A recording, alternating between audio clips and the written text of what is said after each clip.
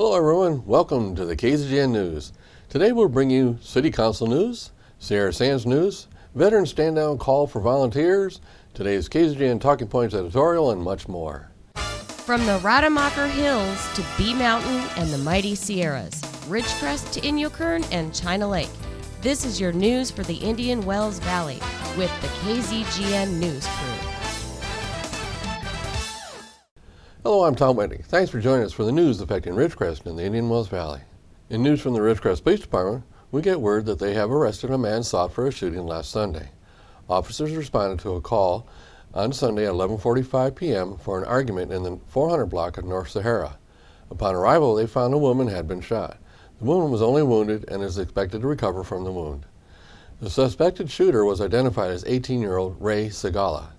Then yesterday, the police department got a call of two suspicious men running in the area. Officers arrived and found the two men. They were ordered to stop but fled. 2-foot pursuits were initiated. Both men were caught by police officers. Ray Segala was arrested and charged with assault with a firearm and resisting arrest. Along with Ray Segala, Rudy Segala was arrested and charged with not checking in with parole and resisting arrest. Ray Segala was held in Ridgecrest Jail with bail set at $507,000. He is scheduled to appear in Ridgecrest Superior Court Wednesday at 9 a.m. The Ridgecrest Police Department wants to thank the people of Ridgecrest for being alert and reporting suspicious activity. The City Council meets tomorrow evening for the regular meeting at City Hall at 6 p.m. First on the agenda, the Council will do a presentation of Employee Service Awards. 2 employees get 15-year awards and 1 employee will get a 5-year award. The next agenda items are as follows.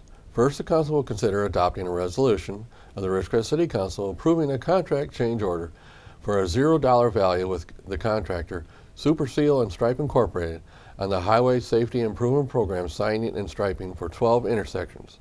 Next, the Council will consider adopting a resolution rescinding a resolution 1564 and amending and approving a transit policy mandated by the Federal Transportation Administration for service criteria for complementary paratransit. Then, during the discussion and other action items on the agenda, the Council will discuss and consider adopting a resolution supporting the Military Banner Program as the signature event of the city and authorizing special event insurance coverage.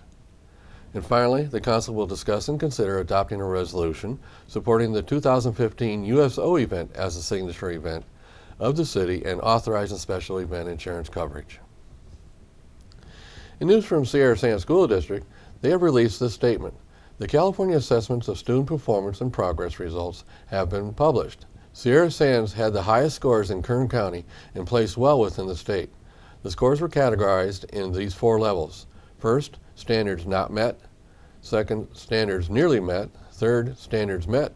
And fourth, standards exceeded. In testing for English and literacy, the scores were approximately, for standards not met, the state score was 30% and Sierra Sands scored 25%. For nearly met, the state score was 25% and Sierra Sands scored 25%. For standards met, the state score was 25% and Sierra Sands was above that at 30%. For standards exceeded, the state score was 20% and Sierra Sands scored 20%. The report also shows scores for math. In that category, the numbers were similar. This shows that the Sierra Sands District is doing a great job educating our kids and shows that our kids are doing a good job learning. In a call for volunteers needed, the people coordinating the Veteran Stand-Down need volunteer help on the day of the event. The event is next week, scheduled for Friday, September 25th.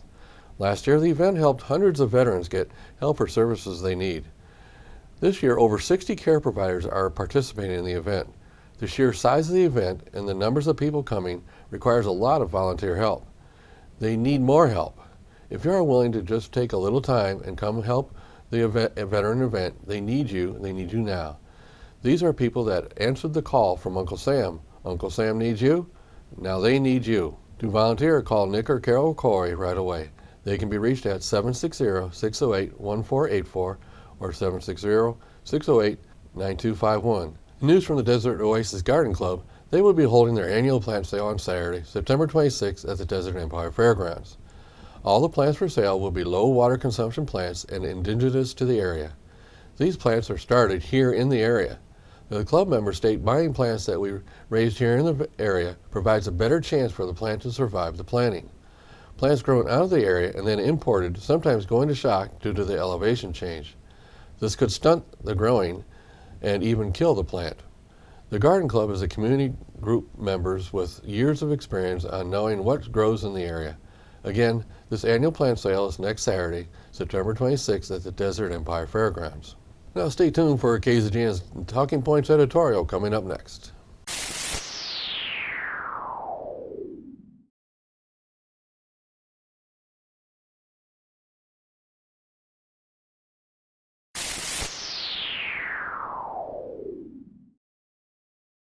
Thanks for coming back. Now it's time for the 77th KZGN News Talking Points editorial.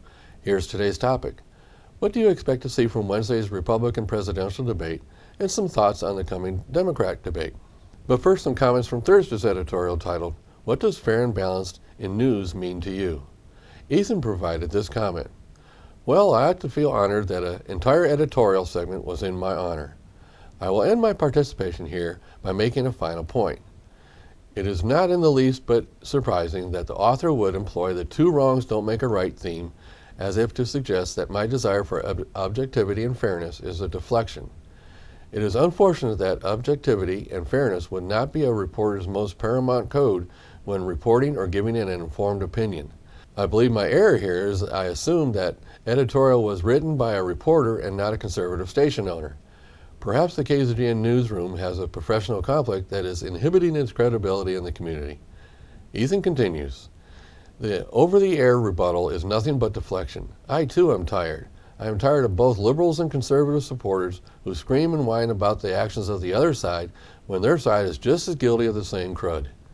I am tired of both liberals and conservatives acting so self-righteous when criticizing their opponents for evil, yet will have no shame in turning a blind eye to the same evils perpetrated by people in their own circle. I am Ethan Lane, and that's what I know. Harry wrote, Fair and balanced? I don't think there can be such a thing, because everyone filters all of their thoughts through their own worldview. I would rather listen to someone present real, untarnished facts and let me make up my own mind about what to believe, instead of having somebody telling me what I should think and believe. Just my opinion. In my response to Ethan, I wrote, Well, Ethan, I guess we are just speaking different languages. I thought I was pretty clear that I agree with you that if the other presidents do something wrong, then it's wrong. Oh, and by the way, when was the last time you watched any daily national news program, and when they reported something that Obama did, whatever, they also included all the predecessor presidents that did it too? And since Ethan doesn't believe in editorial is fair and balanced unless I criticize every other person that violated the topic I'm commenting about, I reach out to him saying this. Invitation to Ethan. I have an idea. I invite you to join me on the air to provide the other side of an issue whenever I do a political criticism editorial. Then you can make sure everyone gets blamed that needs to be blamed. My final comment is, when I have watched other TV media outlets, TV or newspaper opinion pages, I don't remember any writer including in their opinions pieces the other side of the issue. Newspapers across the nation are filled with opinions every day. None of those include counterpoints provided by the author. I've watched Fox and MSNBC editorials, and none of them provide inclusion of all previous guilty people. So Ethan, the purpose of editorials is for a person to give their opinion of a topic. Of course, we would hope that it is based on current facts. However, again, I invite you to participate with me on the air for you to add the balance you so desire. I await your response. If you don't respond with a yay or nay, then I guess it just wasn't important to you at all.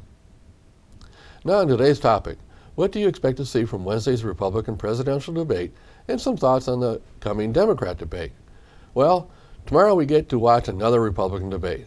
The first debate was hosted by Fox, and it reached an estimated 28 million people.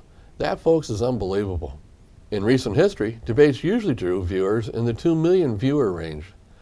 So how many will tune in to tomorrow's debate on CNN? We'll just have to wait and see. Pundits are predicting a lower number than Fox, but still could be in the 20 million range. But what I'm anxious to see is what questions are posed by the moderators. Previous year's debates usually had kind of soft, easy-to-answer questions. Fox's moderators came under fire for asking questions that were too personal in nature. Only you can decide if that was the case. I think that personal questions can be asked if they have relevance to the candidate's potential conduct as a president. And sometimes it depends on how the question is phrased. A personal question can be posed in an informative manner or in an accusatory manner. For example, if there was information that a candidate had been married 4 times, some may be interested in why. So a moderator could ask the question about this in 2 manners. The first example would be, "Sir, it is reported that you have had 3 failed marriages before your current one. Can you tell the people how these failed marriages may impact your presidency?"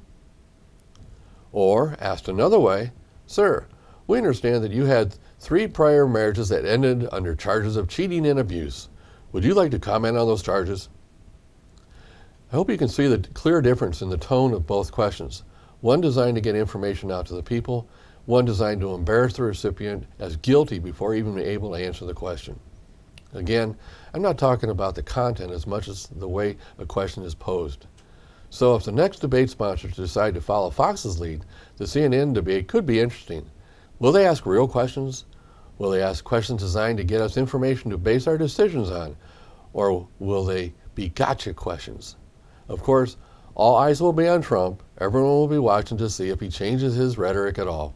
Some pundits are predicting that the lower tier candidates will have to go after the leaders, that they have to do something real quick to get the attention they need to continue their campaigns.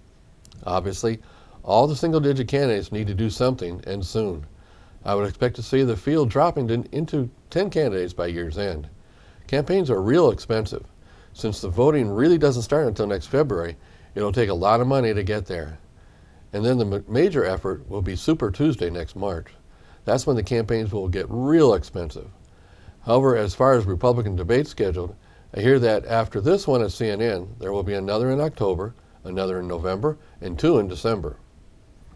Now for information on the Democrat debates, the Democrat National Committee has scheduled 6 debates between October 2015 and March 2016. The first will be held in October 13th in Nevada and sponsored by CNN. CBS will sponsor the second debate, which will be held in November in Iowa. The third debate will be held in Manchester, New Hampshire in December, hosted by ABC. The fourth debate will be held in Charleston, South Carolina in January, hosted by NBC and the Congressional Black Caucus Institute. The fifth debate will be held in Miami, Florida in February or March, and it will be hosted by Univision and the Washington Post. And the sixth debate will be held in Wisconsin in February or March, and it will be hosted by PBS. What's interesting in that list, there was no Fox-sponsored debate. I wonder why. I'll have to check into that. So next month, we'll see the first Democrat debate. I guess Vice President Biden has to get in real soon now. He is skillfully manipulating the media on this decision process of his. While I do respect that he has lost a couple of his children and may agonize over their losses, I think it is being overemphasized by the media.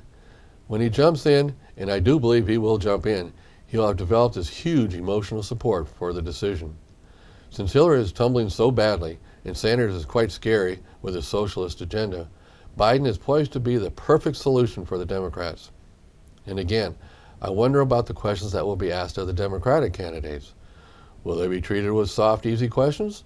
Or will the moderators ask real questions to get us the information we need to pick the right candidate? In conclusion, I do believe tomorrow's Republican debate will be entertaining. I expect to see a much stronger group of answers.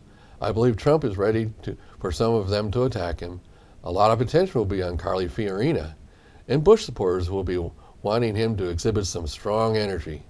I suspect he might exhibit the biggest change in his approach. He has to stop his slide in the polls. I just hope the questions are asked appropriately. I'm Tom Whitnick, and that's what I think. I'd like to know what you think. If you have any comments about this editorial or would like to discuss or recommend a topic, I'd like to hear from you. Please email them to info@kzgn.net. Now stay tuned for weather and sports after the break.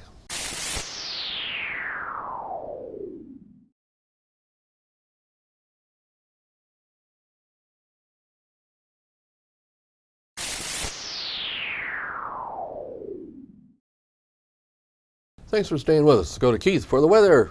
Thank you, Tom. We have a chance of slight showers, possibly maybe even a thunderstorm But first, at this time we have nothing coming in from the National Weather Service, so temperatures across the nation.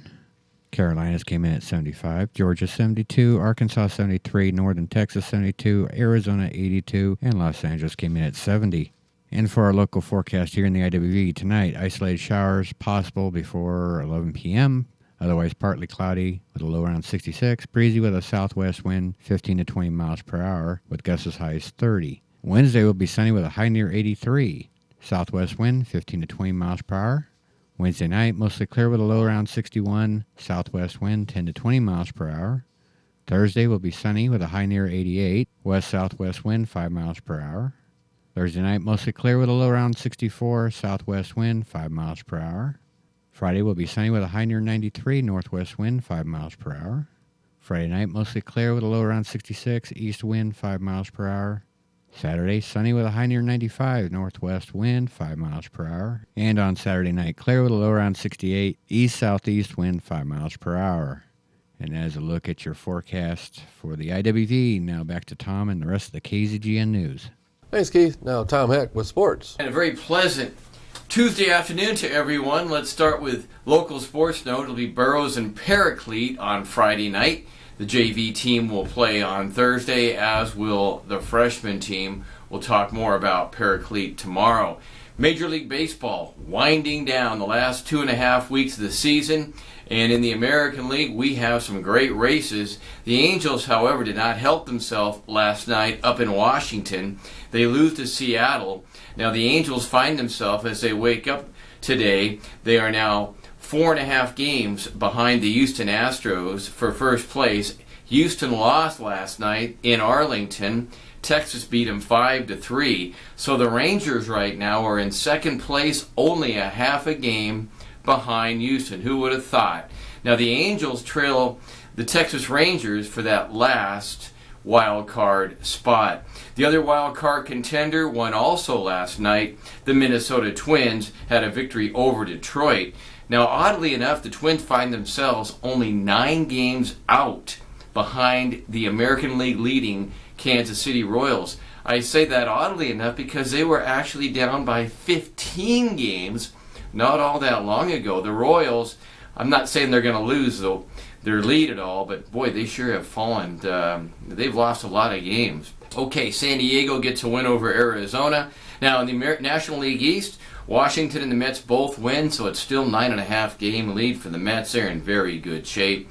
And in the American League East, the Yankees and Rays. The Yankees beat the Rays last night, and Toronto was idle, so the Yankees find themselves 3 games back, but they have the number 1 wild card position.